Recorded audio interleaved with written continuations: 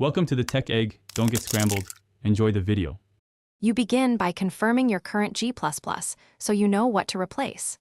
Open CMD and run G++ version. Note the version number. Once done, decide between MinGWW64 installer or MSys2 package manager. MinGWW64 is simpler. MSys2 gives rolling updates. Make sure you know whether you need 64-bit or 32-bit toolchain, because that determines the installer and path entries. At this point, download the installer or set up MSys2 so you can install the new toolchain next. You now perform the install. If using MinGWW64, run the installer and choose the correct architecture and exception model.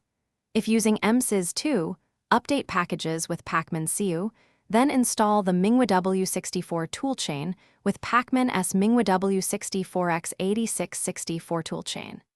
After installation, make sure to add the appropriate /bin folder to your user path so Windows finds the new G++.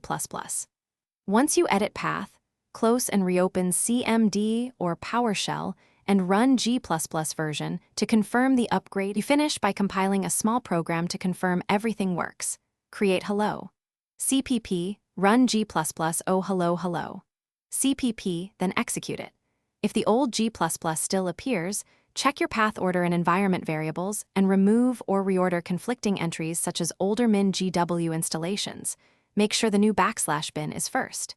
If you hit linker or runtime errors, ensure the toolchain and libraries are compatible. Reinstall the matching MingWW64 runtime or use MSys2 pacman to fix mismatched packages as a key troubleshooting step. Thanks for watching. Consider subscribing if I helped unscramble your problems.